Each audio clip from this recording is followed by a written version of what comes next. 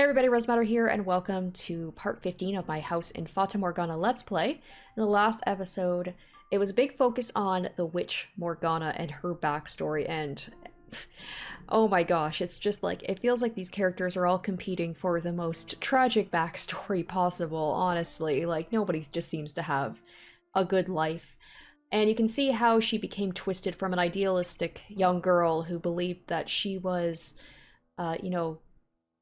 basically a child of God sent to perform miracles and heal people, into someone who is just getting twisted more and more by just the horrible things happening to her, people taking advantage of her and exploiting her at such a young age too, and I imagine it's just gonna get worse from here. So without further ado, let's delve back into Morgana's story and see what happens next.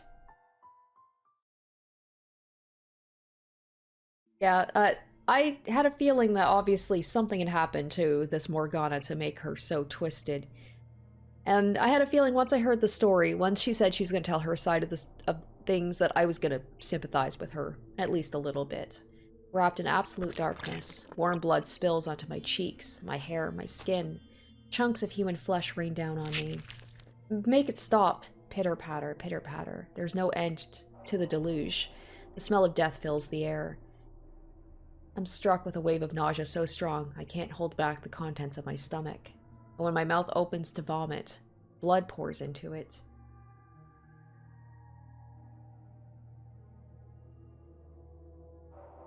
Ah, let go of me. Dead bodies grab at my ankles, dragging me down. To where? Hell, or to the mountain of corpses? Now do you understand that there was a time, if but briefly, when I was happy? When I felt human emotion? But I wish I never had.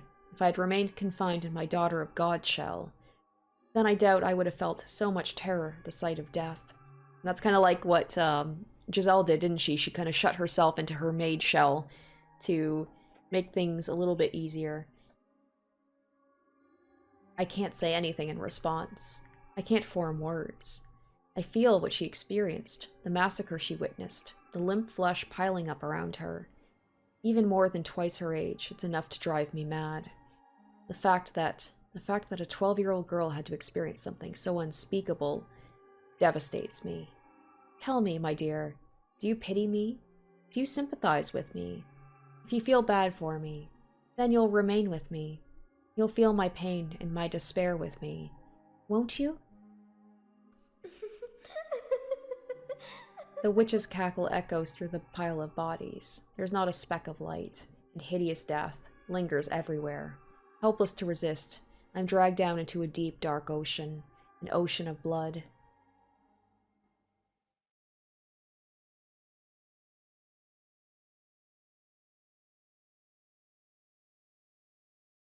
Now, on with the story. I was at complete loss for some time after that. I didn't want to return to the city, because I knew there was no one left who would take me in. There was only the Lord who had bound me and drained me of my blood. So I wandered the roads, no destination in mind, and nothing to defend myself but the clothes on my back. Frankly, I'm rather surprised I wasn't attacked by bandits. After walking for days without food or water, my mind was hazy and my exhaustion at a peak. In the distance, I saw a lake. So driven by my thirst, I turned my unsteady feet towards the water, not caring that it took me off the main road. And it turns out that was the correct choice, because there was a small cottage beside the lake, smoke rising from the chimney telling me it wasn't abandoned. Out of sheer desperation, I knocked on the door. No one answered. The door wasn't locked, so I slowly, hesitantly pushed it open. And beyond it, I found an old woman sitting dead in a chair. The woman was a witch, by trade, that is. It appeared she had had a deep knowledge of medicinal herbs, using it to make an assortment of medicines. In her cabinets were dozens of small glass bottles containing dried, powdered leaves and crushed berries, among other things. Onto the fire was a cauldron, liquid bubbling inside. The woman looked as though she was asleep. Presumably, she had passed away of old age, for there was no sign bandits had been rooting through the cottage. She had a look of absolute serenity on her face. Looking over at the woman's dead body, I didn't cross myself. I envied her. Dragging the woman's body by her feet, I dumped her into the lake. Do you think doing so makes me a bad person? Makes me unsaintly? Well, I didn't have anywhere else to go, and the owner of the cozy cottage was no longer of this world. There was no reason I couldn't fill the home in her stead, was there? I deserved to have somewhere I felt comfortable after everything I'd been through, didn't I? And so I took up residence in the old witch's cottage, and remained there until my 16th year. By 16, a terrible cynicism had taken root in my heart. I had no trust for people. I shut them out, building high walls around myself. After such a tumultuous, bloody childhood, it was all I could do to protect myself, to keep my young spirit from cracking. Nevertheless, travelers would, on occasion, pay the old witch's cottage a visit, seeking her medicines. Whenever someone arrived, I would cautiously crack the door open, telling them they could trade for whatever they wanted with food, never showing my face. One day, a young man showed up at the cottage. My sister has fallen very ill, and she desperately needs medicine. He was very soft-spoken. There was a distinct kindness in his voice, which I thought unusual, curious. What kind of... Well, this sounds like Mel, actually. Because Nell did fall ill, didn't she? And he had a kindness about him. What kind of person could he be? What did he look like? What expressions did he make as he spoke? To satisfy that curiosity, I snuck a peek at him through the crack in the door. He was a handsome young man with flowing flaxen hair. There we go, there we go. And upon seeing me, he didn't flinch back in disgust. He smiled. According to him, his younger sister had fallen gravely ill, and though they had tried a number of remedies, she was still bedridden. The medicines I gave him too had no effect, but he persisted in his quest, visiting me again and again for new combinations to try. He wanted nothing more than to relieve even the slightest bit of his sister's suffering, and moved by his dedication to his family, I too wanted to do anything I could to help. For the first time in years, my world encompassed more than my small cottage. When the young man came, he would ask not only for medicine, but to go on walks with me. He volunteered to spend time with me despite my horrifying appearance. It's not healthy to stay holed up inside all the time. You've got this beautiful lake right here. What do you say we take a little walk around the shoreline? He said with a smile, taking me by the hand. We spoke as we circled the lakeside. His voice was always so soft and pleasant, like a ray of light shining through a crack in the walls. When I was with him, I felt like I could be an actual person, an ordinary girl. He talked about his sister more than anything, and whenever he did, he was at his brightest and most melancholy. The young man had been a member of a noble house, but disputes over who was the rightful heir had forced him and his sister out.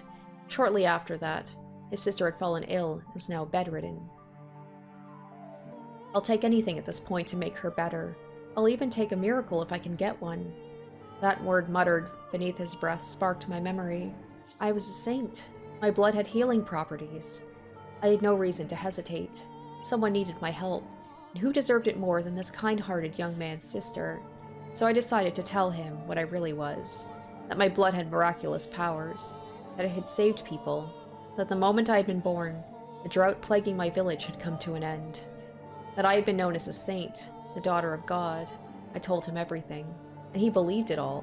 He led me to his house, where a pale, sickly young girl lay in bed. She was a sweet little girl, with the same flaxen hair as her brother, who looked like she had been quite spirited if not for her ailment. It was touching to see the two siblings sitting together, quietly holding each other.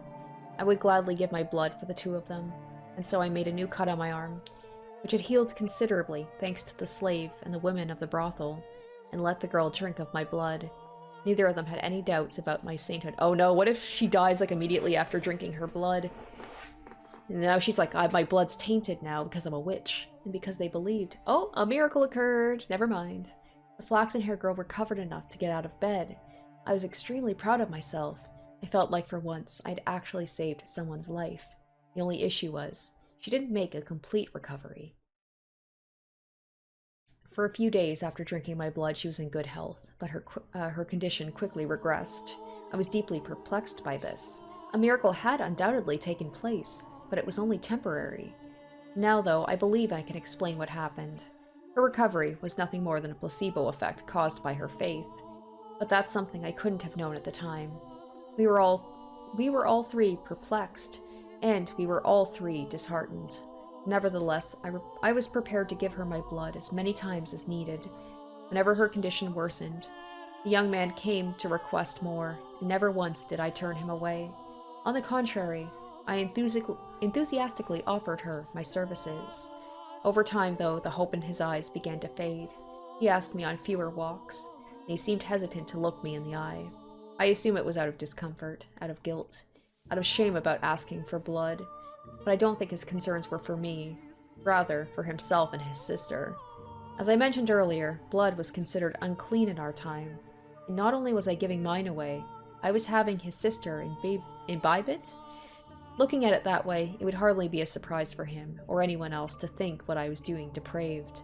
As time passed, the flaxen-haired young man seemed to grow more and more disturbed by me. That was what I got for opening up. That was what I got for letting his kind, warm light shine in on me. The moment things went bad, he pulled away.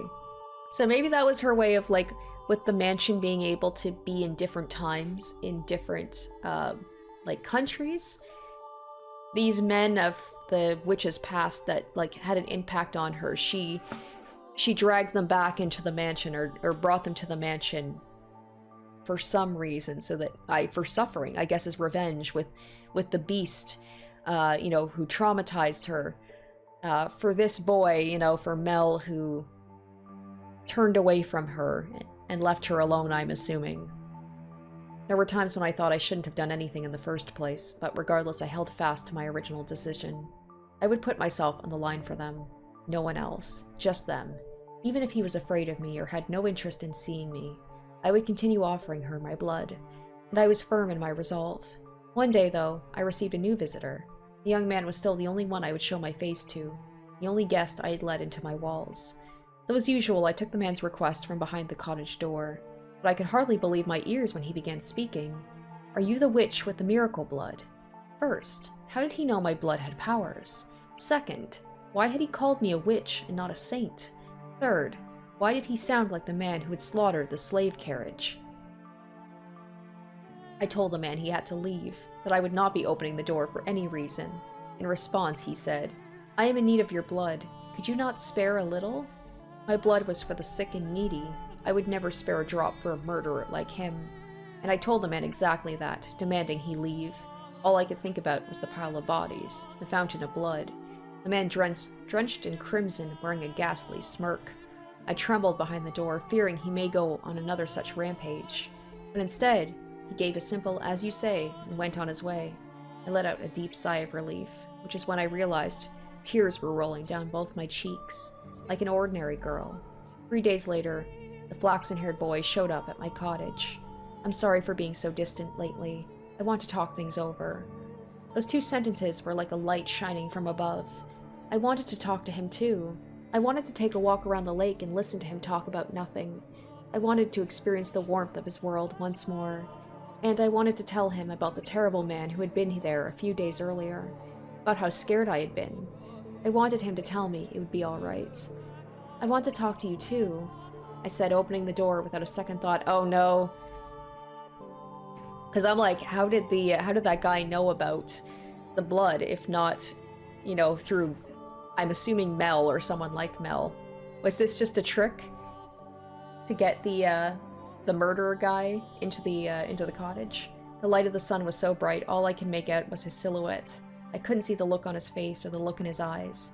A gentle breeze blew past, and my mind froze. How could this be happening? What did it mean? Why? How? What was that man doing? Standing behind him, yep. Why was he carrying a sword? Why was he coming into my house? And why did he swing it down, severing my arm? Shit. This is escalating. I mean, it's perpetually been escalating, but I was in a daze. I couldn't make sense of anything. I didn't want to. My left arm fell to the floor before I even knew what was happening, and then my legs gave out. Pain, searing and unbearable, came a few moments later, as I was lying in an ever-expanding pool of my own blood. I'm guessing she doesn't die here, because that would almost be too easy. I did something that I hadn't done before, that I had resisted doing, no matter how much blood the Lord had stolen from me. I screamed. It was a hideous, visceral noise, a sound I'd never thought a saint could make. The same ear-splitting howl the slaves had made as the man had butchered them. I writhed, I wailed, I wept. I crawled across the floor through my own blood. I begged and begged and begged for my life. The man walked over and picked up my severed arm, and then, shockingly, he tossed it to the kind-hearted young man, after which he said, "That's your share. Should last you long enough." Wow, share? What did he mean by share? What was he talking about? Damn, I thought that maybe, like, the murderer guy had just, not tricked him, but basically threatened him into being like, get me inside that house. But to see that they were working together? Wow. And the flaxen-haired boy, who may or may not be Mel, but is most likely Mel, using his relationship with Morgana to, let down her walls a bit. Why had he given her my arm, and why had he taken it? Why was he talking like they knew each other? Why? Why? And that's why the ghost, too, like the ghost of Mel, and I always forget his name. It starts with a Y, the merchant. Like, they seem to know each other. Mostly probably because they're, like, wandering the mansion for, like, years as ghosts, but still. I had spared blood for him when he asked, hadn't I? So why was he doing this? Was cutting my arm off and stealing it easier than simply asking? You understand how I felt, don't you? You can put yourself in my shoes, can't you? The young man refused to look me in the eye. Holding my bloody arm in his trembling hands, he fled from the cottage as quickly as his legs would allow. The man then walked over and picked me up. I had neither the strength nor willpower to resist. Holding me in his arms, he began to speak, telling me things I didn't want to know, things I didn't want to hear. But he didn't care. Nothing personal. I just need your blood. Without it, she'll lose her church. Don't take it personally. Tell me, is there anyone in this world who wouldn't feel a bit of spite after being put through such torture? How was I supposed to let that slide? No one's that much of a saint. My trust had been betrayed, and I was supposed to turn the other cheek? A man had barged into my home uninvited and cut off my arm, and I was supposed to smile and take it? Is there anyone anywhere who doesn't feel even the slightest bit of hatred ever? Is there anyone in this world who could just laugh and brush off this level of abuse? Tell me, is there? How could I not hold a grudge? How could I not despise them? How could I possibly forgive them? So where is Jacobo in this? Because I know he also is, if she's growing up in the Middle Ages, I'm assuming somewhere in Europe, Jacobo would also be seen as someone who is, like, foreign. But so far, I'm only seeing Mel and the swordsman, the merchant guy. So, like, where does he come into this? Tell me, please, tell me, how could I? She needs the money. I needed some way of getting enough money to keep her church running, so the Lord made me an offer. If I brought him the witch with miracle blood, he would finance a whole new church for her. The Lord? Why him again? Why couldn't he leave me alone? After trying to kill me during one of his blood sabbats, why was he after my blood once more? Had he learned it really did have miraculous powers, and decided he wanted me back? You get to be the sacrifice, to keep her church from collapsing. To keep her world from collapsing. And who's the she in this, her church? Is this someone that we've been introduced to already that I don't remember? Sacrifice? Excuse me, what? What's all this about keeping her church from collapsing? You murdered a carriage full of innocent people, and you're trying to protect a church? You? Are you out of your mind? Churches are where people go to commune with God, to speak with my Father. How dare you soil those sanctified grounds with your filthy hands, you beast? It's insulting, sacrilegious, repulsive. Just what do you think we are? So don't take it personally, witch. I'm not a witch. I'm a saint. I was a saint. My blood exists to do the Lord's work, not to satisfy the avarice of men. Why is this happening to me? The man brought me back to the city, but instead of taking me to the Lord's manor, he brought me to a church on the city's outskirts. Though to be honest, it looked more like an estate than a church. The church also served as a hospital, offering free care to less fortunate children, the poor, and the infirm. That was when I learned why he had said they needed money. The owner of the church offered unconditional assistance to anyone who came. Even when food or supplies ran low, they would ration their own in order to keep helping others. As a result, the church was perpetually on the verge of collapse. The church was run by a woman, something exceedingly rare for the time. There were no priests. All management was handled by a single nun, who everyone referred to as the Saintess. I was the saint. Why was this woman, who didn't have the ability to perform miracles, being worshipped like she did? Why did the people of the city idolize her? Why were their smiles all directed at her? Why was I not in her place? The man carried me to the top of the observation tower. It was there that I had my reunion with the Lord. And there's the observation tower. I was to spill my blood for the people of the city, but also for the Lord's profit. He was not offering free aid, but selling it as medicine. He claimed it was a miracle elixir, telling no one it was actually my blood. It was mixed with a beautiful red wine, and drinking it would cure you of any ailment. If they knew it was actually the blood of a witch, they would think it unclean. They would fear it. Ha ha. Ha ha ha. I remained imprisoned for a long, long time. In the beginning, the swordsman guarded me, though before long, the flaxen-haired young man showed up as well. Presumably, one severed arm wasn't enough to keep his sister healthy for long. In listening to their conversations, I learned that to ensure no one else could get in, the observation tower was sealed with 3 locks. Oh shit. Okay, I get the connections. I get it. The Lord, the swordsman, and the young man each held one of the keys. Okay. So the Lord would be Yakubo? Swordsman would be the merchant, the young man is Mel. Oh my goodness. I was their secret, locked away in the tower for them to drain of blood away from wandering eyes. Time went on, and I grew progressively weaker. I lost the will to eat, and the will to live. My only view from the tower was the clouds through a window high up on the wall. Occasionally a pigeon would fly in. I feel so dumb now not making that connection that the Lord is Yakubo, talking about like the parties he has and how he has like so many servants and everything running around. Derp. I feel so dumb I didn't make that connection. Occasionally a pigeon would fly in, sometimes a butterfly, and I would glare in envy as it fluttered around, free to come and go as it pleased. And soon it was spring. Every spring the church held a festival to pray for the coming year's harvest and the people's well-being. I could hear the bustle from far below through the window as everyone rushed to prepare. I'm gonna guess because she at some point she is going to fully embrace being a witch, and whereas when she was born, the harvest prospered. She's gonna kill, because I think there was even a mention about how like the white-haired girl caused like the harvest to basically all die. So I'm gonna guess that's what happens. Like Morgana is gonna, through coincidence or not, like all the harvest is gonna be destroyed, and they're gonna blame her for it. I heard the flaxen-haired girl's voice who had regained her health drinking my blood. I heard her brother's voice who had betrayed me. I heard the nun's voice who played saint in my stead. I heard the barbaric swordsman's voice who had chopped off my arm. And I heard the Lord's voice, the root of all my suffering. I heard people praising the saintess, though I, the true saint, was locked in the tower. I heard people thanking the Lord for his generous donations and miracle medicine, though it had all come from me. Propped up on my suffering, they cheered and clinked glasses of my bloody wine. Those merry, peaceful, cheerful, spirited sinners' voices resounded in my tower, and at noon on the day of the festival, the church bell tolled. 1, 2, 3, 4, 5, 6, 7, 8, 9, 10, 11, and with the 12th chime, I died. And as the bell's last pealing faded into silence, the tower door swung open. Standing on the other side of it were the 3 men.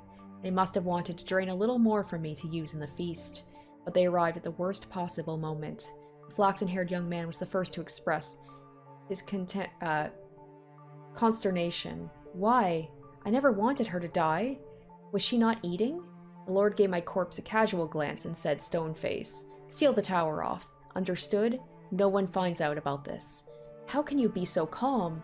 Do you understand what you've done? Pinning the blame on me? How nice it must be to be able to distort reality with panic. The swordsman, who had been silently observing the Lord and the boy conversing, interjected. You're all just as guilty as any of us. Not only did they not mourn my death, they argued over whose fault it was. There was no regret, no remorse. The young man muttered absent-mindedly, I never wanted her to die. What does his intentions matter, though? It was his betrayal that had ultimately tethered me to this mansion. But the fact that they didn't grieve my death, and instead squabbled amongst them like filthy rats, was the final straw. How could I not despise them? I don't believe I actually had the power to perform miracles when I was alive. It was all faith, The illusion of belief. I was neither a saint nor a witch. The blood wine was only effective because people placed their faith in the other saintess. I was only ever human. But then, in that moment, an actual miracle occurred. My father bestowed upon me his power. Or perhaps it was the devil who lent me his strength. I was looking down upon my own dead body, my own wretched self. There was nothing beautiful about the pile of bones I had become. I could almost smell the rotting flesh. That was once a saint? I laughed at the thought. It was absurd, ridiculous, and infuriating. They would pay. Those who had cast me into this hell, who had mocked me, who had done this to me, who had made a witch of me. Hatred coursed through me, revulsion at everyone on these grounds, still smiling. They would know just whose dead shoulders their little party was resting upon. If they wanted so badly to call me a witch, then a witch I would be. I would kill them, every last one of them, place a curse on their souls. And so I made my wish. Most people might consider it a curse, but to me it was most certainly a wish, and my father, or maybe the devil, granted that wish. From the garden, there arose a scream. The flaxen-haired young man knew that voice better than anyone. He went deathly pale, darting down the spiral staircase until he reached a window. A young girl was on her knees, vomiting blood in the grass. The young man let out a yelp as he descended the remainder of the staircase. As soon as he reached the garden, he lifted the girl in his arms, but she had already perished. Realizing this, he cried to the heavens, saying the one thing he should have kept to himself. The witch killed her. The blood of the witch killed my sister. That wine you're drinking is no medicine. It's the blood of the witch. You're all drinking witch blood.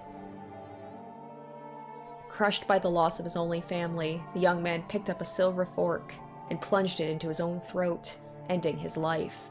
Naturally, there was an uproar. Goblets of wine crashed against the earth in rapid succession as the people holding them fell to the ground and vomited or convulsed. The nun was the first target of their outrage. What she had claimed to be medicine had turned out to be blood, an unclean substance. The blood of a witch, no less. A servant of the church, a servant of the Lord, had given her followers blood to drink. And at this, their indignation surged uncontrollably. The people surrounded her, tying her up and throwing her to the ground. As they prepared to inflict righteous justice upon her, the swordsman soared down the stairs into the garden, plunging his blade into anyone standing near the nun. The cries of agony ringing through the church grounds were ear-splitting. It was no longer a place of God, but hell on earth.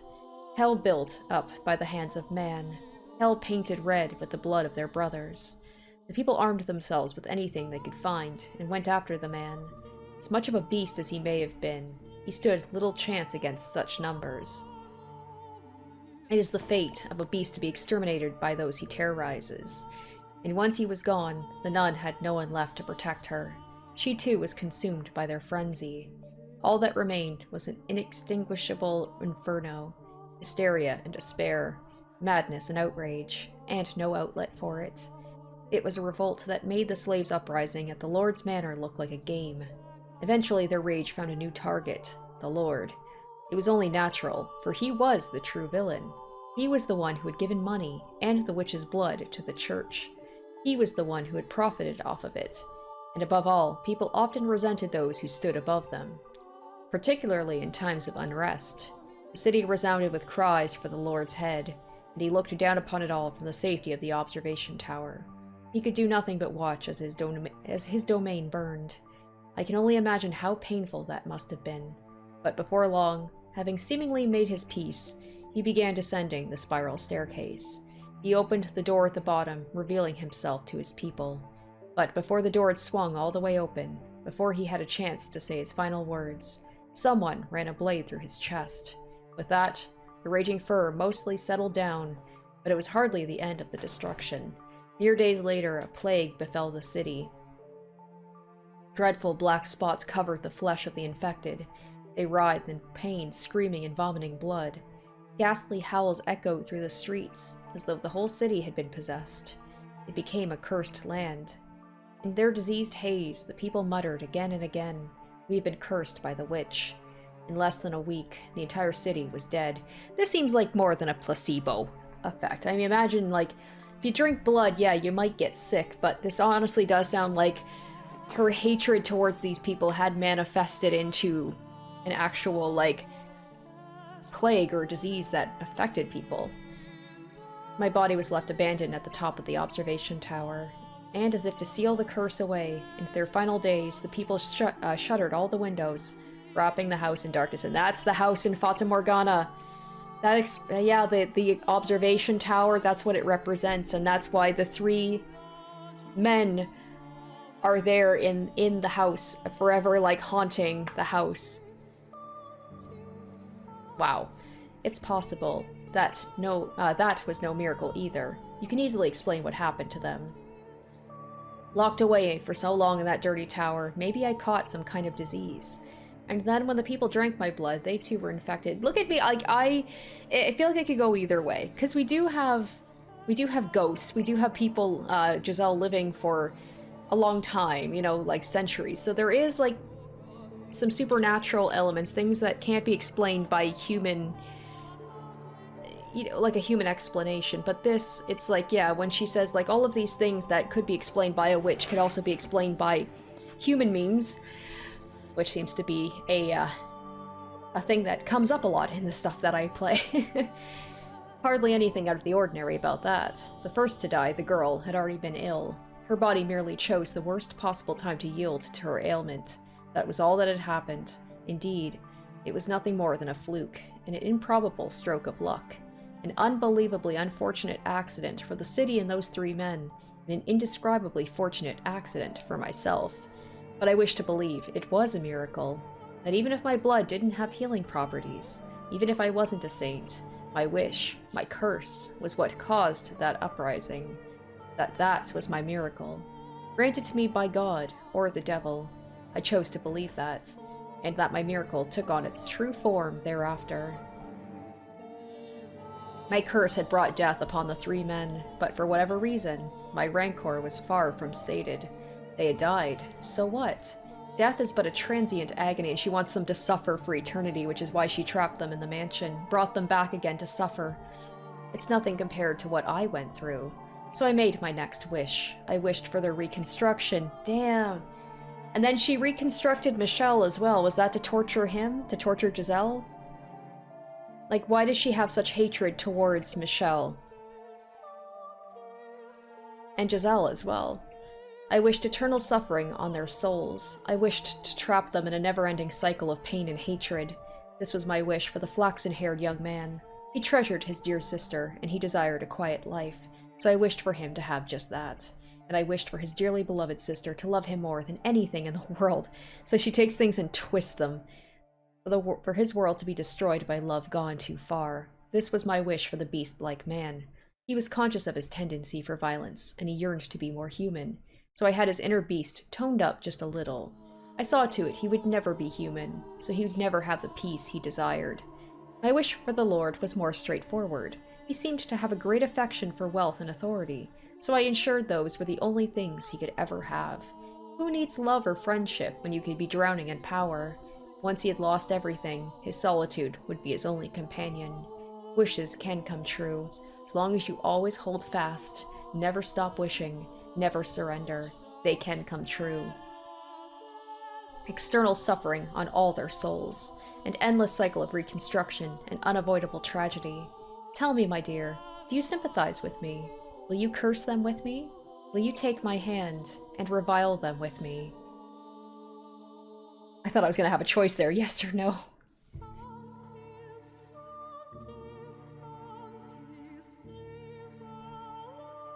This time, when my body crashes into the tower stairs, I'm unable to make a noise. The obstruction is less mental and more physical. The excruciating pain.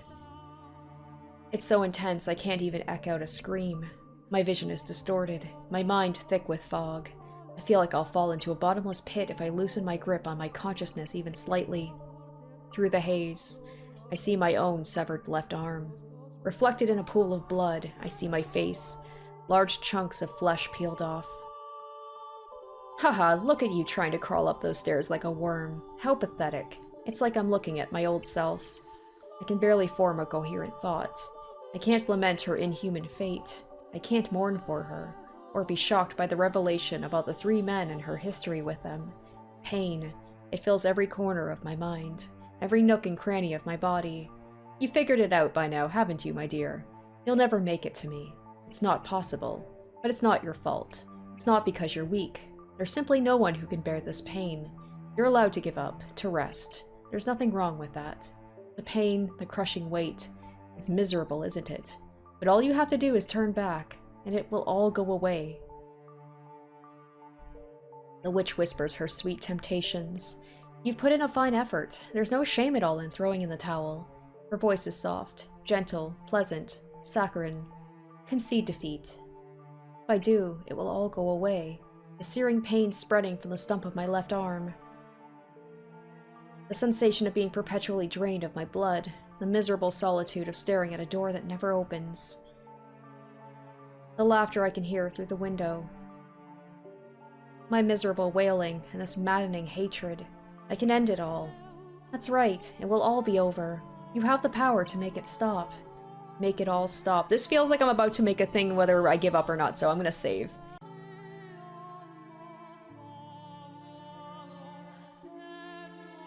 No, I can't let that happen. No, I have to get her back at my side. I'll do anything to take her back, even if it means I end up 1,000 tiny scraps of meat. I will not give up on her for any reason. Hee hee hee. You won't, will you? Oh, such beautiful resolve. Willing to sacrifice yourself to save the girl, like a hero of legend, or maybe a fairy tale prince? No, I'm no hero, and I am no prince. I am a human, an ordinary man. I don't have any extraordinary potential. I'm not a courageous leader or a charismatic general. I'm just a regular man, in love with a regular woman, who refuses to lose her. I don't need any other accomplishments, only that. How awkward would that be? He finally gets to her, Giselle sees he's like all torn up, missing an arm, chunks of flesh off of him, and she's like, did you maybe want to take a break? Maybe this won't work out. That's all I need, because I'm just a regular man. My one act of resistance. It doesn't matter what you say. It doesn't matter how much you cut me up. Nothing changes what I have to do. I have to take her back and set her free of this mansion. Nothing else. And never will I back down on that. Arms or no, as long as I can move, I must push forward.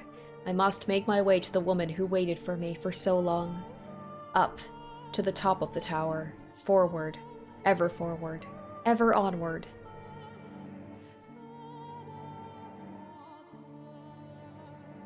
Dragging my body, my bloody body, paying the pain no mind, I once more arrive at the top of the observation tower. I place my hand on the door, holding myself up with my lacerated right arm. Take a moment to catch my breath, then lift my head, gaze into the void, and shout her name. Morgana! I pity you, I truly do. You were a saint shackled with an unfathomable fate, and for that I am enraged. As I felt your pain, as I watched your life, I too felt a burning hatred for those 3 men. If you truly feel that way, then why can't you stay here with me? We're all dead anyway. We've reached our ends. Do you honestly think there's anything more for us? There isn't. The end is the end. So what do you say the 3 of us, me, you, and Giselle, torture the 3 of them and everyone they care about? Make them suffer here for all eternity, in this house. And that way, you and Giselle can be together forever, too. That's not an option. Why not? Because hatred only brings you pain. Ha! Oh, that's brilliant. You spouting stupid platitudes at me? I can't believe my ears. Save your nonsense moralizing about how hatred does you no good. I won't hear it. I'm doing just fine for myself, my dear. In fact, I've never been better. I feel wonderful. Did you think that would be enough to persuade me, really?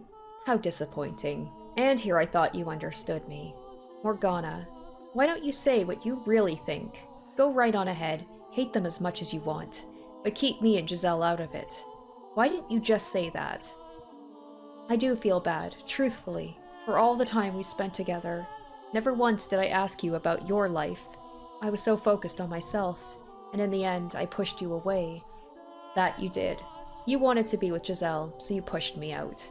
I wish I wish I'd asked you sooner. It wouldn't have changed anything, though. One puny man knowing what I went through would hardly be enough to erase the loathing I bear.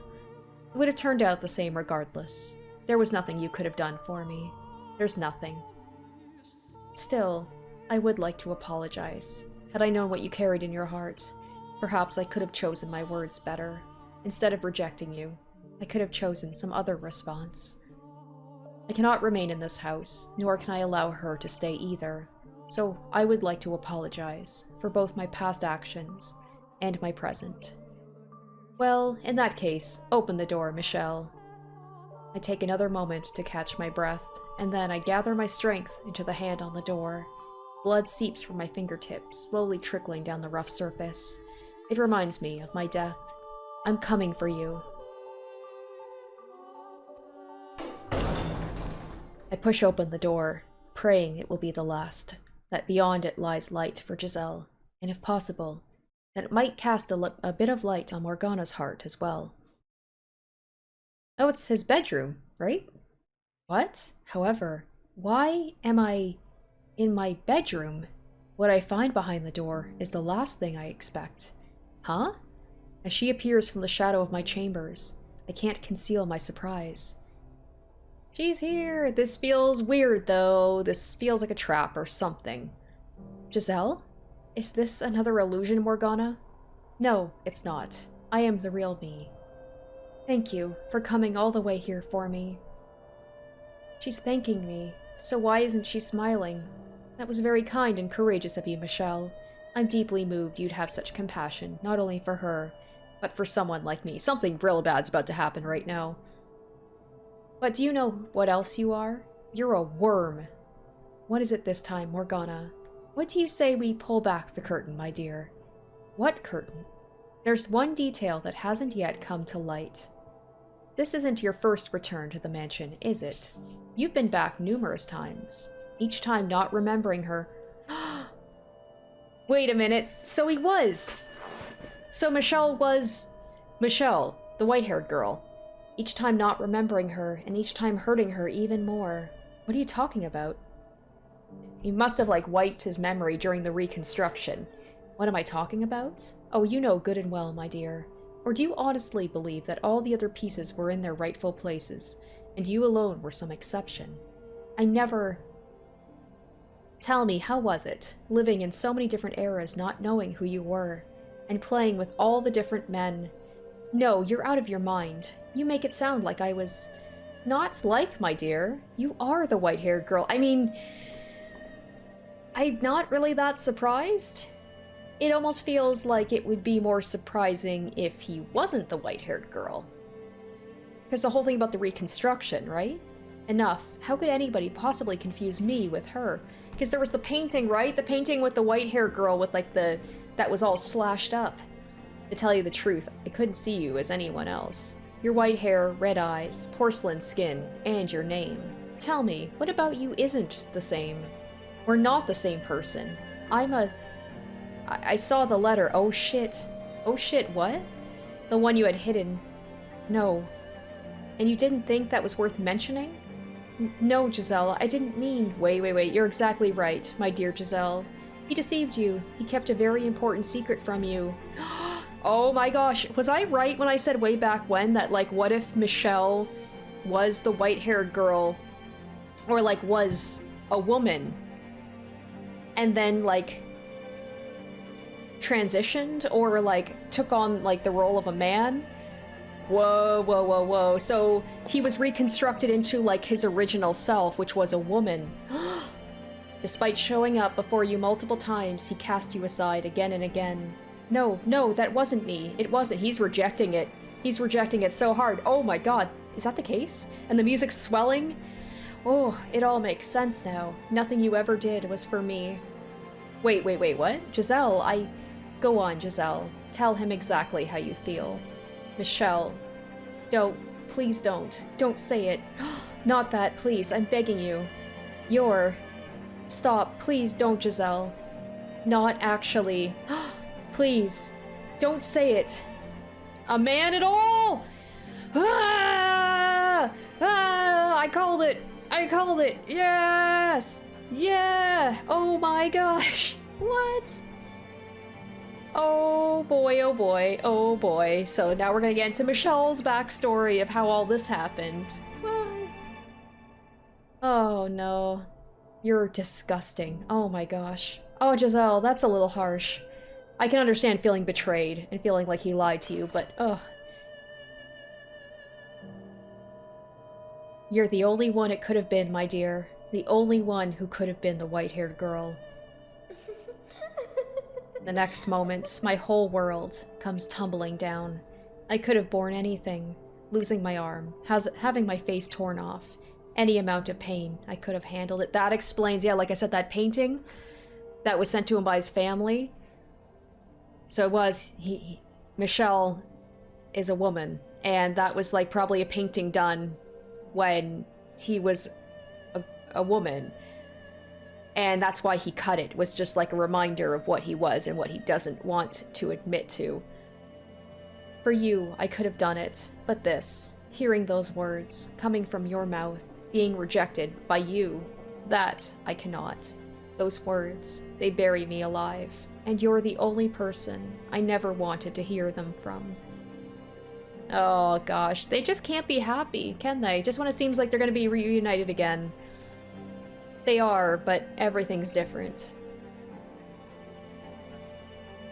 When I learned my father, Antonin, had passed, I wrote 2 letters. One to my brother, and one to my mother.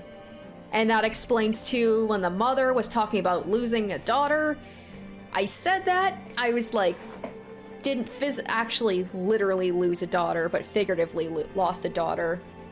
It was the first time I found the courage to face my mother, to open up to her. I wanted to show her who I was.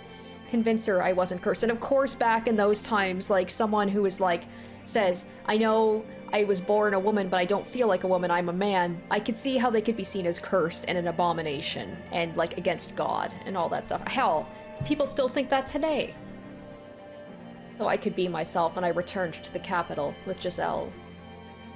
Dear Mother, there is something I wish to tell you, something that means a great deal to me. So I ask of you, please hear me out, and I ask of you, please accept it. Mother, I no longer bear any resentment for my present lot in life. Nevertheless, I would ask of you to concede one thing, that I was never cursed. So that was it.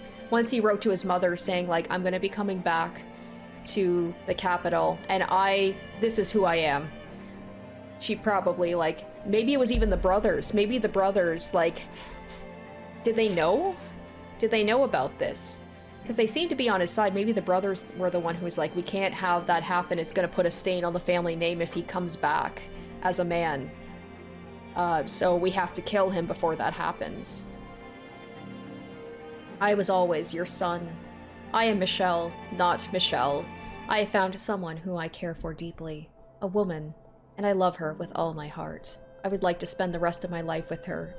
I do not wish for much, simply to have a quiet life with her, to go through our days together, man and woman. That is the one thing I want. If he hadn't sent that letter, maybe they would have been okay. He had just gone back to the capital, maybe not even gone back to see his family. If they had just lived a life outside of that, they could have done it. It's so sad. Mother, I know you're aware that my body is no longer female. I am a man. My heart is male. And I ask of you to please accept that. This is so sad because, like, this happens today. Like, ugh, I have no grudge with you. In fact, I'm incredibly grateful to you for bringing me into this world. With love, your dearest son. Shortly after sending that letter, I was killed. Damn, man. It's like all coming together, just like crashing down on you. I'm dragged down, against my will, into the darkness. Beneath me spreads my own past. My door, the door I swore never to open. But despite all my efforts to resist, the door sucks me in. Into a world I never wanted to see again. A history I never wanted to reveal. And that's why he threw the key for his bedroom. Because in his bedroom, that was the door. That was his door he didn't want to open. Just like Giselle didn't want to open her doors. A past I never wanted anyone to see. Nonetheless, the door opens. Oh boy, here we go. Finally getting Michelle's backstory, the 7th door. You guys said there was 8 doors, I think, right? Maybe the 8th door will be the final, like, door where everyone can be just happy. Yeah, 1086. Like I said, people these days have issues with this kind of stuff. I can only imagine back then thinking it's just like, not that I, of course I do not agree with that, but like, sad as it is, like, I understand how they could be like, this is a curse. There were 2 things out of the ordinary about that baby. The first is parents embraced, and the second they wholly rejected. Although, it was some time before the baby's second peculiarity emerged, and until it finally did, no one was any the wiser. Not even the child itself. Its mother surely enjoyed that brief period of happiness, before her child finally realized the truth. Blind to the fact the moment it had let out its first cry, everything came crashing down. To this day, she still doesn't know the child she gave birth to, that she set loose a curse upon the world. A curse that turned angels into demons, humans into witches. My god, look at that. She's beautiful, isn't she? Have you seen her laugh? Not yet, I haven't. At any rate, that color certainly is something else. God's gift to us. No, she's an angel sent from heaven. An angel? Yes, I can see it now, Liddy. Her white hair and almost translucent skin. It's beautiful. My, she opened her eyes. Maybe she felt you nearby. Do you like your father more than me? Is that it, sweetheart? Gorgeous, aren't they? Such a deep, enchanting color. Like 2 little jewels. That they are. A magnificent shade of red. I've never seen anything like it. And this is our child. She's special. I can feel it. We have to take good care of her. She needs a name, one that's just as special as her. Have you already chosen, Antonin? You were the one begging for a girl. You do it. Besides, I already had to rack my brain for the boys' names. Now it's your turn. Are you really going to let me? My, that's quite a lot of pressure. Name her after an angel, then. Oh, I like that, because I was thinking Michelle, to me, is a very modern name. That's like a very, like, 90s name? Like, I don't know, like a very, like, contemporary name, but okay, I get it. Alright, then. We'll call her Michelle. Or Michelle, after the Archangel. Yeah, Michael or Michelle? It's pronounced Michelle still, right? You'll grow up to be as beautiful as an angel, my Michelle. I've always wanted a little girl. With her snowy white hair, skin so pale you could see the veins beneath it, and her ruby red eyes, she was a very peculiar-looking little girl, and her mother showered her with love. She truly believed her daughter was an angel sent from above, born as a human child, and that's where Michelle has the connection with Morgana, as both of them were seen as something that was, like, blessed by God, and then twisted into something that was cursed. The blessed babe, born a girl, was given an angel's name. Michelle. Me.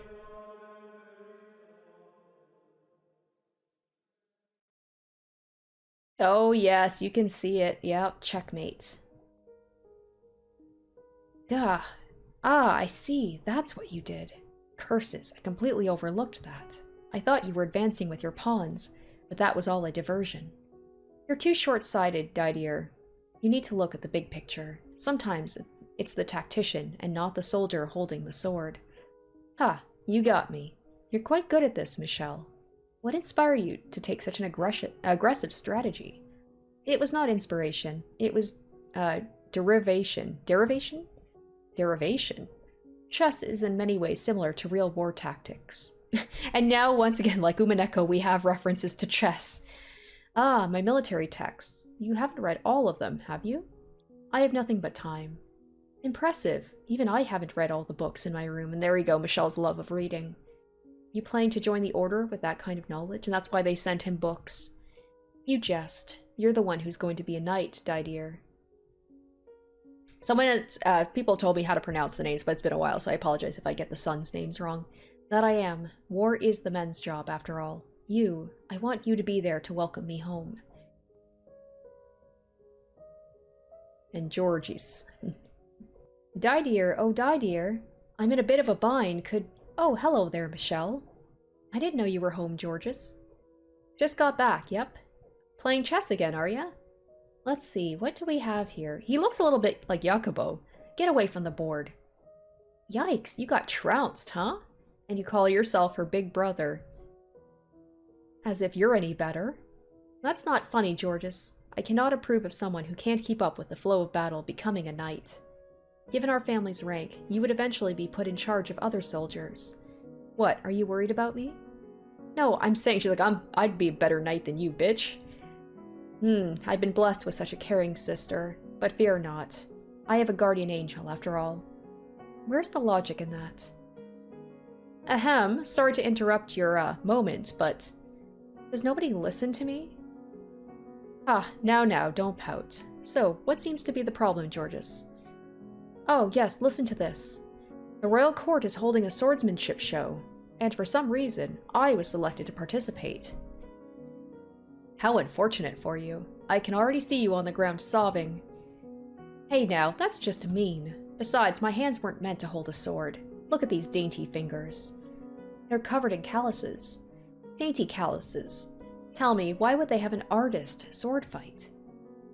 That's the whole point, I'd think. No need to get so worked up. No one's expecting you to win. Maybe not, but we do have a name to worry about. And you know what that means, don't you? I'm going to lose. That's a given. But I want to do it in style. I feel bad for your sword. Oh, don't be like that. Now come on, time's a-wasting. To the courtyard we go. Just so you know, if I train you, I'm going to train you right. All I want to know is how to look good. What is it, Michel? May I watch? Fine with me, but you know you can't go outside. Oh, she was sheltered, right, because of, like, her skin. I'll be watching from the hall. I can open one of the windows facing the courtyard. Still, you need to be careful. You can't spend too much time in the sun. I know. She really is like a princess in a tower, isn't she? I had two older brothers. The eldest, Didier, belonged to an order of knights that served the church, and below him was Georges, who served as a court artist. He was, in all likelihood, who would inherit the family estate, as knights were not formally allowed to own property. Nevertheless, the Bullinger family name was upheld by Didier. And then there was me, the youngest, the only daughter. Physically, I was not in particularly good health. Because of the color of my skin, I was hypersensitive to sunlight. I rarely left the estate. My world was contained entirely within these walls, and perhaps out of some sense of pity or compassion, my two brothers spent a good deal of time with me. Didier played chess with me, and Georges taught me how to draw, and among other things, they taught me how to read and write. For a girl, I was incredibly fortunate. Oh, the art! The art that was sent to him every month. I'm guessing those were pictures drawn by her brother. The one thing I wasn't allowed to do, though, was hold a sword. While hardly anything unusual, it bothered me deeply. And it had for as long as I could remember. If I had been told I couldn't do it because I lacked the strength, I probably would have accepted it. But the reason given was not that I was weak, but that I was a girl. And with each passing year, that smoldering frustration in the back of my heart grew larger. Come on, put your back into it. Like I said, all I want to do is put on a good show. Oh, you'll put on quite a show, unless you learn how to swing that sword properly. Give me a break. Out in the garden, my two brothers traded swings bare-chested. All I could do, though, was observe from afar. And every time I found myself forced to watch, I felt a sharp pain like a needle piercing my chest. A needle that seemed to be growing ever thicker. My mother and brothers loved me dearly, but that didn't change the fact the outside world lay beyond my reach. I was trapped in the estate by my own body. At first I thought that was the root of my pain, but that answer seemed to contradict something inside me, something I couldn't explain, something I couldn't ignore, even as a child. So I searched within myself, trying to find an explanation for the constantly swelling sensation of wrongness inside me. Day after day I gazed into the cavern of my own heart. My, now what are the two of them doing out there? Georges was asked to do a swordsmanship show at the royal court, so Didier's helping him. Swordsmanship? Oh, I just can't stand those shows. Blades are so dangerous. I can't watch people swinging them at each other. Why don't you come back to your room with me, Michel? I would love to teach you how to sew. But, Mom, I want to watch them practice. Michel. First of all, you need to watch how you speak, young lady. You do not call me Mom, you call me Mother. This is what happens when you spend so much time around boys. As your mother, I don't approve of you playing chess or making art. A woman has no need for such skills. They'll only make you look insolent. But, okay, I mean, even the chess is kind of pushing it, but, like, art? Like, what's wrong with art? I want you to grow up to be a respectable woman. So she's allowed to sew, but not to make art. Isn't that... those are both creating something. Come on. That is my job and my dream as your mother. Now come. I would rather you looked at some fine embroidery with me than a couple of sweaty men. Yes, Mother. You are my little girl, after all. Spending time with my mother was agonizing. Was it because her world was so isolated? No, that wasn't it. Her gentle voice, the sweet scent of her perfume, the way she constantly told me how much she loved me, and her diatribes about how wonderful it was to be a girl. Everything she did put so much pressure on me. But above all, she loved to say, "You are my little girl, after all." And there was nothing strange about that at all. Every time I looked in the mirror, I saw the daughter of a noble. That was who I was. So the only thing wrong was how I felt. But every time I was faced with the reality of who I was, my heart wavered. I had no interest in learning to embroider. I didn't understand why that was necessary. I knew what purpose it served. Everything she taught me I would need when I was wed off to some noble boy, and it was my responsibility to learn those things. It didn't feel right, though. I couldn't even accept the fact that one day I would be married. Wait a minute, didn't he say that he fell in love with her brother's fiance? And maybe that was the moment there where it's just like, oh, it all makes sense now. It was an ominous shadow lurking in my future. I would have preferred ravaging the books in Didier's room than having a conversation with my mother. Tales of heroes of old and dauntless soldiers. Military texts written by tacticians in the midst of war. Thinking about them set my heart aflutter and made me think about my brother. He was training to be a knight. I envisioned armor flecked with rust, a long sword glimmering with the blood of savages. Soon I found myself in my fantasies, imagining how the sword would feel in my hands. And another thing too is I feel like when Giselle picked up a book, it was something about, I think it was about a knight or something, and Michelle was like, oh, those are lame stories, not even worth telling. But I think it was just him trying to distance himself from all that of wanting to be a knight and wanting to live that world. The sensation of the hilt beneath my fingers, swinging it gallantly like my brother. How heavy was it? How much muscle would I need to carry it? How much impact would I feel in my hands when I struck something? How restricted would my vision be wearing a helmet? How much did it weigh? How hot was it inside? I had no way of answering any of these questions, though.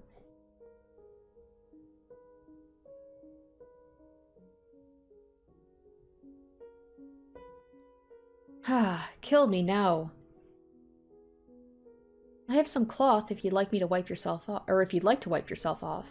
Oh, yeah, thanks. Ugh, I'm so dead. You were at it for a long time. I've never known Dee to half-ass something once he gets started, which I guess is what makes him knight material, but...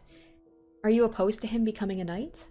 Well, you know, I'd kind of assumed he'd inherit the estate and handle taking care of everything. So it's like, why has he gotta go and be some priest whipping boy? Don't tell him I said that, though. He wants to fight for the greater good. I don't know, despite the name, he wouldn't be doing much fighting himself. Anywho, someone as passionate as him might be able to make changes for the better. Changes? He knows what condition the Order is in. That's why he's joining. Figure he wants to whip him into shape. Melt him down and reforge the whole thing. Huh, so he might be able to change things. What? What are you muttering about, Michelle? Hey, whoa, hold it! The pain I felt in my chest when I smelled the sweat emanating from George's body, when I looked at his slender but distinct male build, I was convinced it was admiration. Did I want to become a knight too? Maybe the discomfort I felt was because I wanted to be like him? Would it all go away if he were able to change the rules and I could join the Order as well? I was positive it would.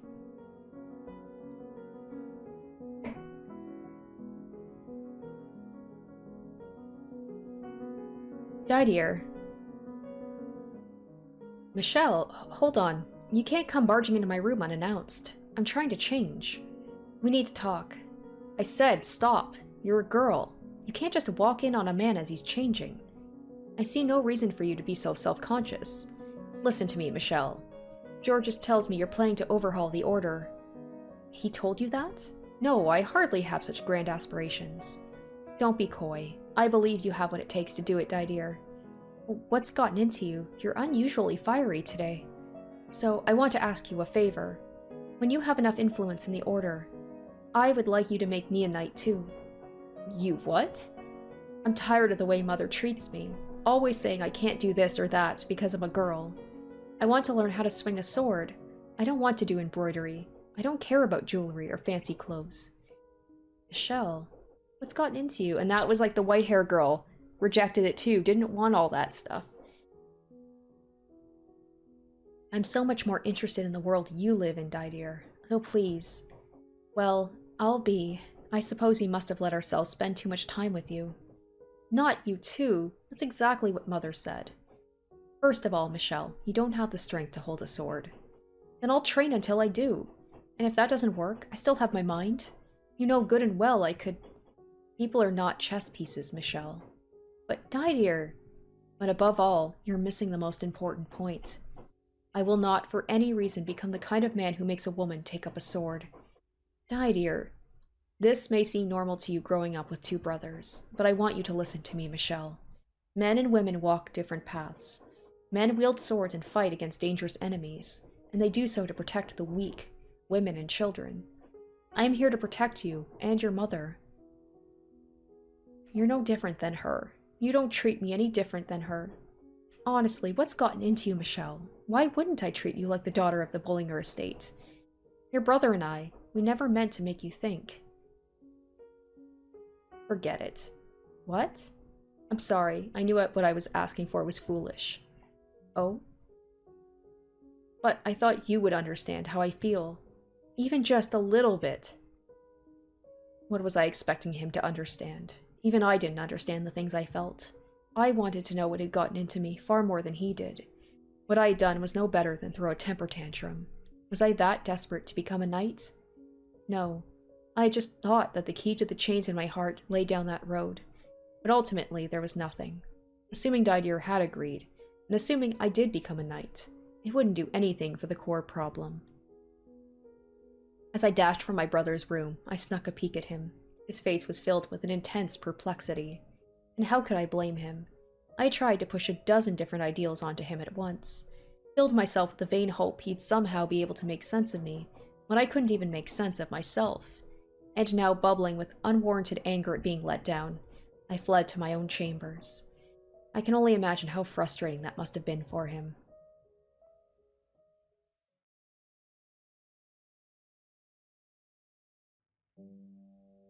It was the spring of my 14th year. Heavy clouds filled the sky, blocking out the sun and giving the impression of late evening all throughout the day. I, for one, preferred it when the sun wasn't out. Not that sunlight would kill me, but if it was bright enough, the whole world was so white I could hardly see a thing. Which meant I could only go outside on days when the weather made most everyone else gloomy. As I was meandering through the courtyard, I spotted someone I'd never seen before. She looks like Princess Zelda. That's gotta be the fiancé, right? The one that she falls in love with? Or he. I apologize. I'm gonna keep going back and forth, because I'm seeing right now Michelle is a girl, so... A warm breeze blew past, sending up a swirl of flower petals. The girl's dress hung lightly over her frame, tracing her gentle curves. Who are you? I asked bluntly, and the girl twirled around, smiling. Amy, that's right, my apologies. You just have such a beautiful courtyard here. I let myself in for a little walk. Long chestnut hair flowed over round, feminine shoulders. It swayed slightly in the wind. The cloud of melancholy dissipated in the light of her smile. You must be Michelle. You're just as pretty as I heard. And you are... My name is Amy. It's a pleasure to finally meet you. Finally meet me? What was she talking about? As I stood there baffled by this strange woman, she stepped towards me, kissing me softly on the cheek. I'm thrilled to make your acquaintance, Michelle.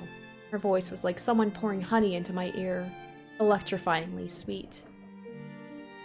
I'm George's fiancé, and it also... struck another needle into my chest. She was a noble girl by the name of Amy Joubert. Though only 15, she was the very image of refined, polished to a shine. No one had told me my brother was to be married. It came out of nowhere, and it seemed I was the only one who didn't know. That evening when the family gathered around the table for supper, Amy was there too, and they prepared an extravagant feast for the occasion. My father, Antonin, looked so proud of his 2 boys, Didier soon to receive his assignment, and Georges soon to be wed. The banquet proceeded smoothly, not a doubt in the air that we were a happy family, but my mind was elsewhere. I found myself unconsciously chasing Amy with my eyes, watching the way those slender fingers gripped her spoon, her full lips parting to allow a piece of fruit in, her deep red tongue visible for but just the briefest of moments, the way all the muscles in her face seemed to relax in bliss as sweet juices seeped into her mouth, the way she spoke, so soft and gentle, letting each sound hang in the air just briefly before intonating the next. She was distinctly feminine, in a different way than my mother. Apparently Amy was going to be living at the Bullinger estate for some time. Mother was pleased to have another girl around, or more specifically, she was relieved to finally have found someone other than my brothers for me to spend time with. I had assumed I would hate being around another girl. Surely she wouldn't be able to play chess after all. But for some reason, I felt much less suffocated around her than my mother.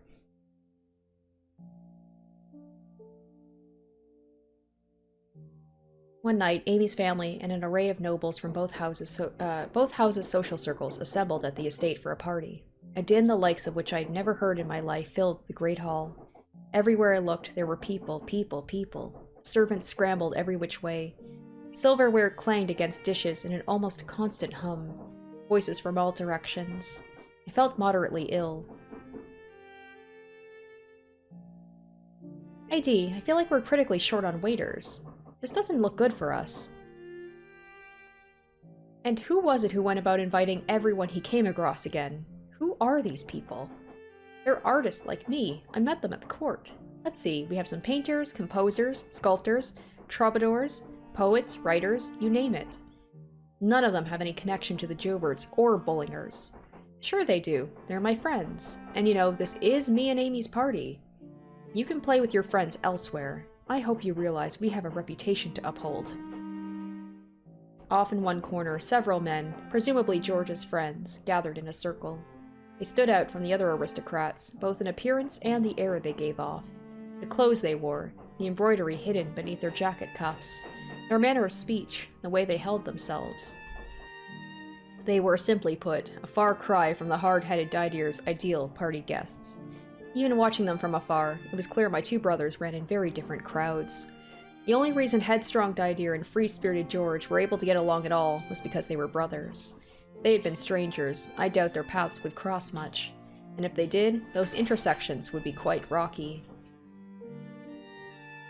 Hey, come here, guys! George's shouting voice pulled my preoccupied mind back to the surface. He summoned his friends, then led them to where I stood. What are you doing hiding in the corner, Michel? I didn't even notice you. Allow me to introduce you to a few of my friends. Oh, no, Georges put the hand on my shoulders, peeling me off the wall and standing me in front of his male friends. Socialization was the last thing on my mind. I searched for Didier, hoping he'd come to my rescue, but he was off trading pleasantries, facing away from me.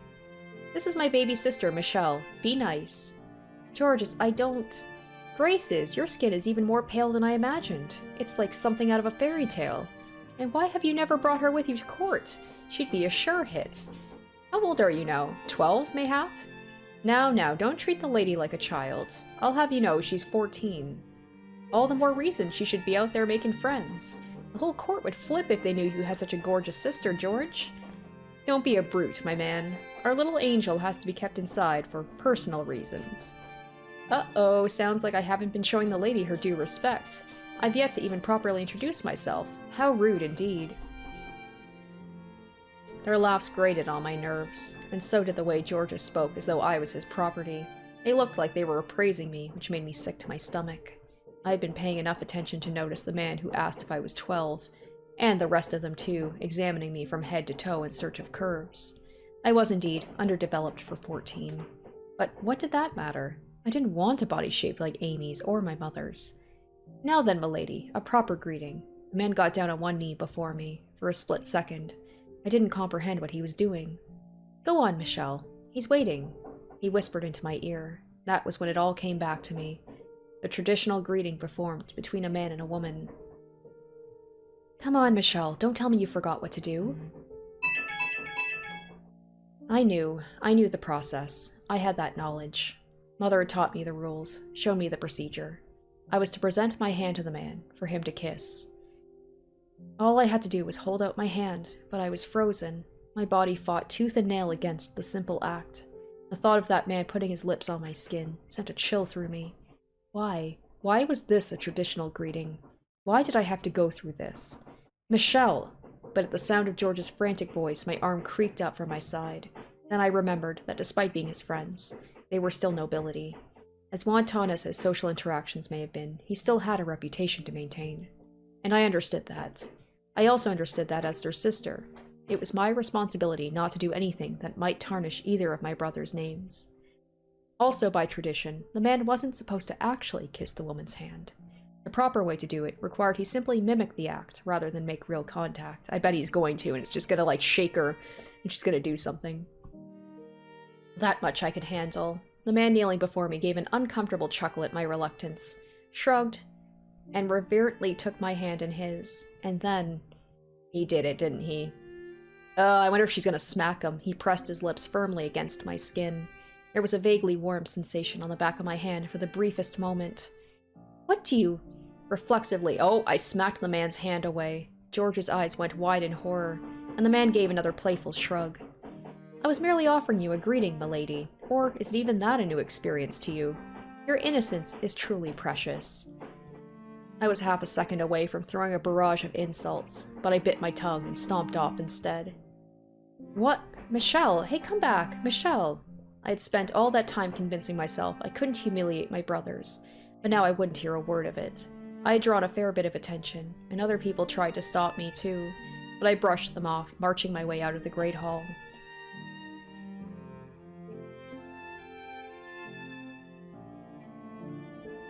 I wonder if she's going to encounter Amy, and maybe something might happen. I think she did say, like, obviously because she was, her brother's fiance, that she didn't end up doing anything. But I wonder if Amy's going to come find her, and then she's just going to be like, I'm in love. I feel so dirty. You call that a greeting? No, that was no greeting. That was... I'll be taking that. I say, practically swiping a glass of water off a passing waiter's tray. With it, I washed my hand by the window facing the courtyard. But no matter how much water I poured over it, I couldn't erase the sickening sensation of his mouth on my hand. So I rubbed it with my sleeve until my skin was bright red. I wanted to feel something else, anything else, even pain. Think before you act, Georges. What were you doing inviting people like that into our home? I was angry, and I had every right to be. He had not performed the proper greeting. Even in jest, he had no business actually putting his lips on my hand. It was not acceptable behavior for an aristocrat. He was a guest. He should have been ashamed. Was I angry that he had been disrespectful? No, that wasn't the reason. It was... That wasn't very nice of you running off like that. Oh no, he's following her. Oh, this is bad, this is bad. At the sound of his voice, I couldn't turn back. I felt a sickening warmth almost directly against my back. The man from the Great Hall grabbed me by the wrist, spun me around, and pressed me against the wall. The bitter scent of wine wafted from above. What the hell are you doing? I tried a second time to get away from him, and that was when reality sunk in. I couldn't do it. All the strength I could muster wasn't enough to make the man's hand budge. That's where Michelle's gonna be even angrier, being like, why am I have this sickly, weak body? I can't even defend myself.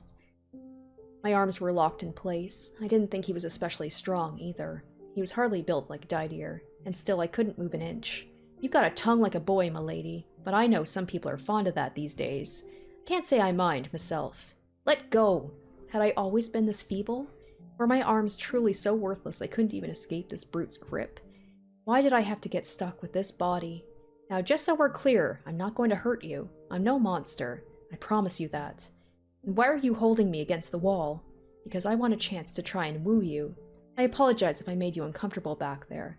For the second I laid my eyes on you, I knew you were a keeper. And let go of me. But if I do that, you'll run away. Ugh, and it's my personal rule to never let go of anything I like. Your brother says you can't go outside. So if I set you loose now, I might never get a chance to catch you again. I wanted to vomit, apparently taking my silence for approval. The man perked up and kept going. If you're not accustomed to being around men, then why not use this as an opportunity to get familiar? Not a half-bad idea, if I do say so myself. I am just like praying someone's going to step in and help her. I think we'd get along quite well. Besides, I'm a minstrel. Spend some time with me and I'll write you all the songs you could possibly want. Get away from me. You really do have the most striking eyes. It makes me want to keep them all for myself. With a muse like that, I could write the most incredible songs you've ever heard. I said, get back, you creep. Huh, that's odd. That one's never failed me. The man brought his face in just inches from mine and peered into my eyes. I could feel his hot, wine-stenched breath against my cheeks. It gave me the chills. I couldn't understand why this was happening to me. Panic and confusion had my heart racing. Go try your luck with someone else. I'm not interested. You will be soon enough, darling. You've simply never known a man's touch. He drew closer. He was already practically on top of me, but still he closed in, closer and closer.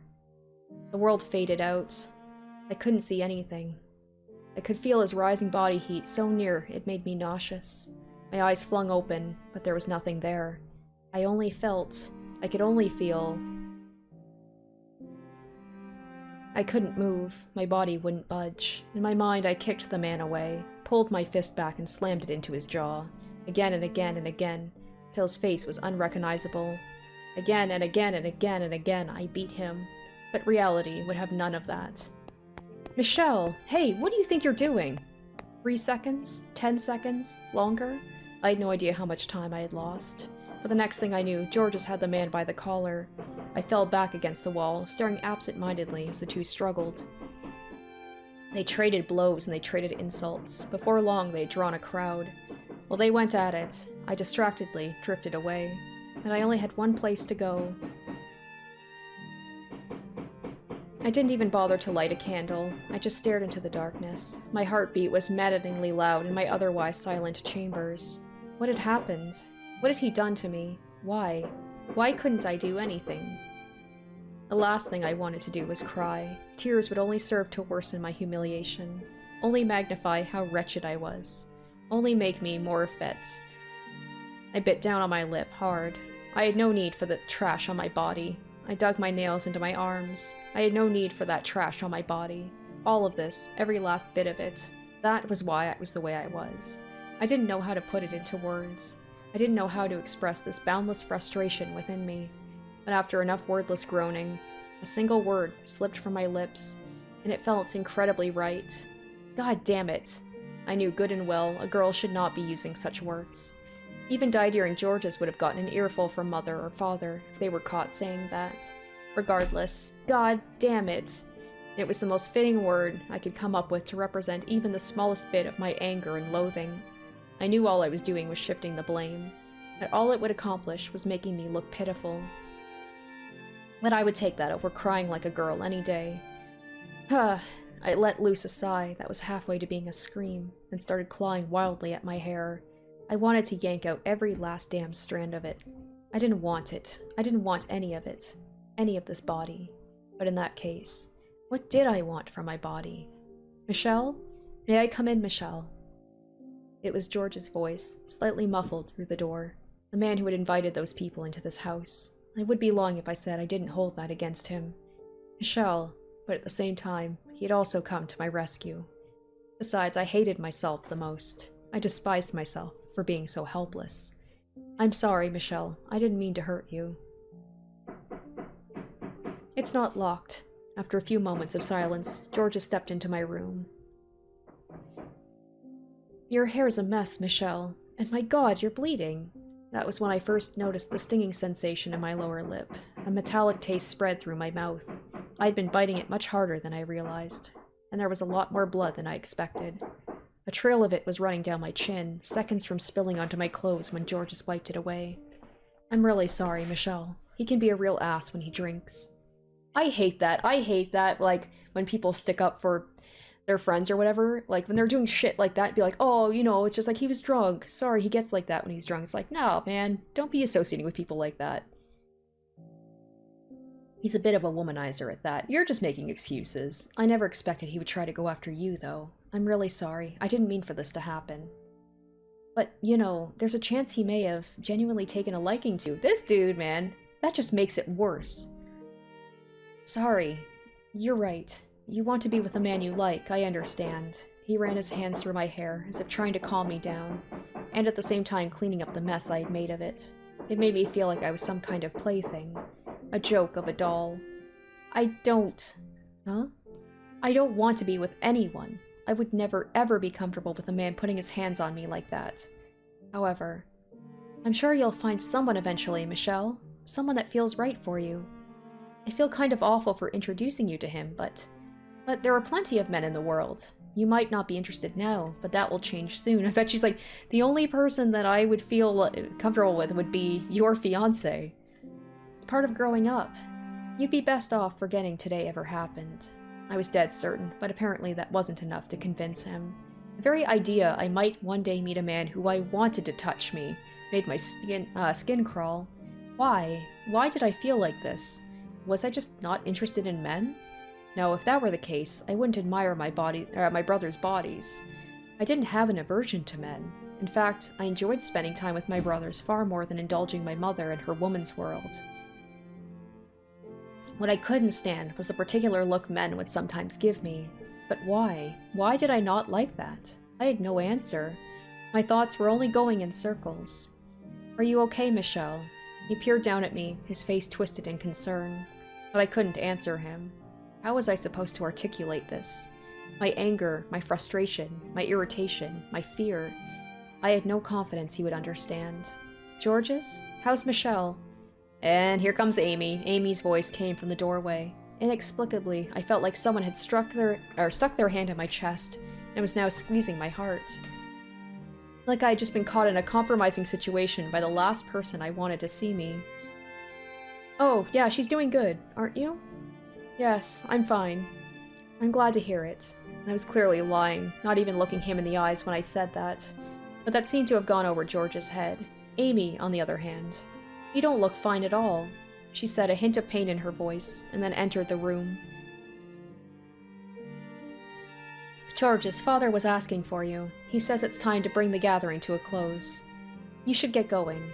I'll stay here with her. Oh, is he? All right, then. Sounds good. Once the sound of George's footsteps had faded into nothing, Amy took a seat beside me and without warning wrapped her arms around my shoulders. It's much better to talk to another girl at times like this. My heart leapt into my throat, but beyond the shock, I also found myself welcoming the warmth. It was pleasant, unlike the man's.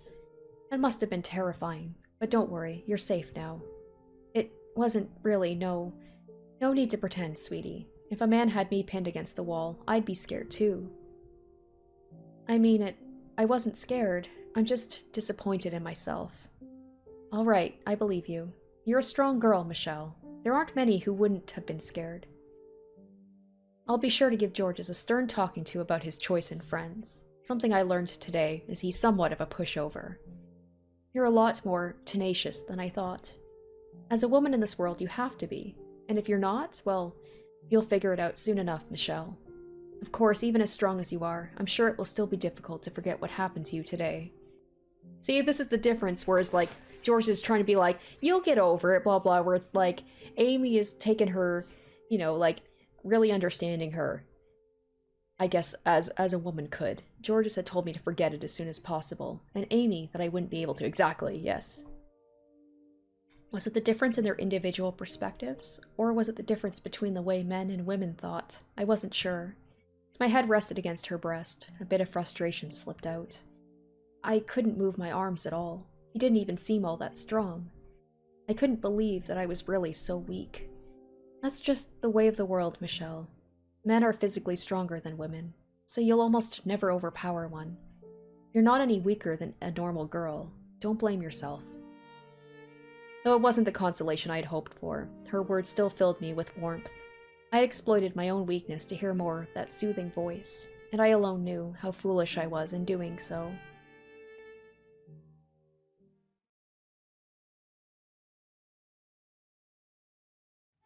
Amy frequently visited my chambers. I didn't know if it was at Mother's request or of her own volition. When I prayed, it was the latter. She was a very touchy-feely person, and she seemed to have a particular fondness for playing with my hair. Whenever her voice danced its way into my ears, it would wreak havoc inside me. Being enveloped in her scent day after day stoked the fire growing within me. I did my best to remain as straight-faced as possible, because the last thing I wanted was her catching on. I understood the things I was feeling were untoward, to say the least. Your hair is so utterly enchanting. I've never seen hair so white before. I think having color is much prettier. Oh? Well, Georgia said white is the most difficult color to make with paint. There's no greater challenge than capturing the beauty of true white.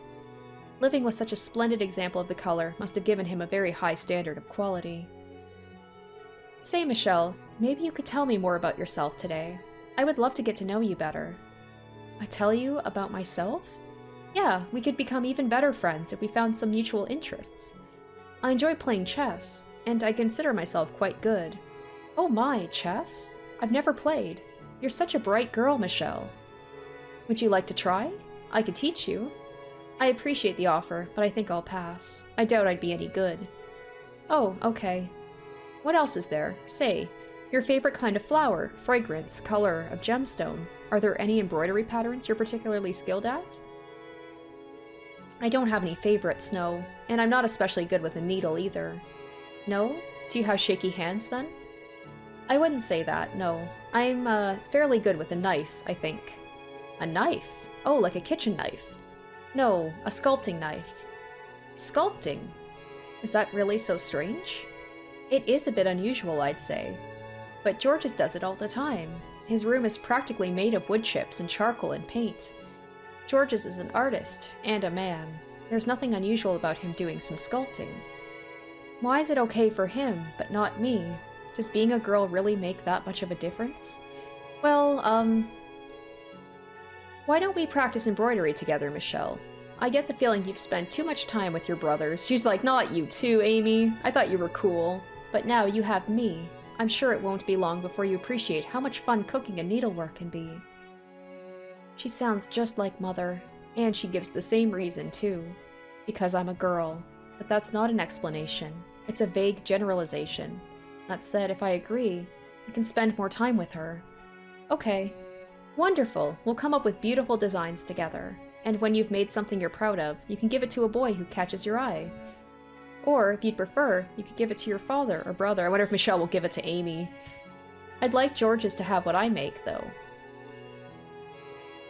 Oh, I've been wondering, did you and Georges meet at the royal court? Oh, heavens no. I've never been to the court. One day my father told me I was getting married, and the next day is when we first met. It happened that quickly? What, are you worried about me, Michelle? Don't worry, I'm not displeased with the arrangement. In fact, I'm quite happy with it. Aristocratic marriages are almost always sudden. And as a woman, you get used to being a piece in their games. But Georges, he's different. He's a gentleman. A gentleman? Him? You sound surprised. I believe hedonist suits him better. Oh, I quite disagree. I have complete faith he'll do good by me. I couldn't fathom where she found such confidence in him, especially a man she'd only just met. How could she trust him at all? She was nothing but a pawn, and she knew it, so maybe she was simply putting on an act. I had trouble believing her smile was anything but genuine, though. One day you'll meet the right man for you, Michelle, and he won't be a drunk like the guy from earlier. He'll be a kind, hard-working, respectable man. I would rather not find anyone. Huh, I suppose this is still too soon for you, huh? Say, how old are you, Michelle? 14. Oh, wow, I assumed you were younger. Do I really look that young? No hard feelings. You're just like a tiny little doll, so small and slender. And look, not one bit of meat up here at all. Those are all, like, the worst things you could say to her. Hey! She playfully grabbed me from behind and started prodding at my chest. As her delicate fingers slid across my skin, I found myself gripped by very, Indecent urges. Every heavy thump of my heart felt sinful. She couldn't know. I couldn't let her. Everything I'd been fighting to keep down came hurtling to the surface. "You're so cold, you know that?" She was touching me like it was nothing, caressing my hair. Was she this intimate with George's? Or was it because I was a younger girl that she was so keen on putting her hands all over me? Before I understood what I was feeling, my body acted. Uh-oh. It was pure, unfiltered impulse. In my attempt to escape from her grip, I twisted around, only to find my face inches from Amy's, slowly gravitating closer. I pressed my lips against the corner of her mouth. Oh boy. Oh boy. Amy sat there flabbergasted. I was equally aghast. I'm sorry, as I frantically put some distance between us. I'm sure my face was red as an apple, though I didn't know it at the time. Well, that was certainly unexpected. I'm sorry. Did I make you uncomfortable touching you so much? Amy was smiling, though it looked forced. No, not at all. Then I must have startled you. I'm sorry. If I'd let you go sooner, we could have avoided this accident. What do you mean, accident? A kiss on the lips is... It wasn't an accident. Well, she's just like, alright, I'm going with it. It wasn't, Amy. I seem to have confused you somewhat, Michelle. What? I know I can be very touchy-feely with you, and you took that to mean you should do the same. No. You can't do that again, alright? If you want to kiss your friends, you do it on the cheek. Save the lips for the man you love. I should get going, then. Georgia starts getting cranky if I don't give him enough attention. And then I'm sure Amy's gonna pull away from her and distance herself. Hold on, Amy. So long, Michelle. But, you know what, Amy? She took that about as gracefully as she could have. She wouldn't hear me out. Once Amy had fled my chambers, that was when I finally comprehended my own emotions, that she had stolen my heart. But Amy was George's fiancée. No, that wasn't the problem. My body, was not meant for her love. Alright, what an episode that was. So, finishing up Morgana's sad tale, how she became the witch, but more importantly, the confirmation that Michelle is Michelle, the white-hair girl. He was the white-hair girl all along, and then going into the backstory of when he was Michelle with an E and all of that stuff. So, like, it was... I'm not gonna say it was, like, super obvious, but I mean, I did call it. I was almost thinking it was gonna be something completely different, but, just because it's not that big of a surprise doesn't mean that it's not still, like, a revelation. Like, wow, it, like, all makes sense. So, this got me gripped now. Not that it didn't have me gripped before, but, like, I can't wait to see more about, like, Michelle, the transformation from Michelle to Michelle, and, you know, everything that led up to him being cast away at this this house, the mansion.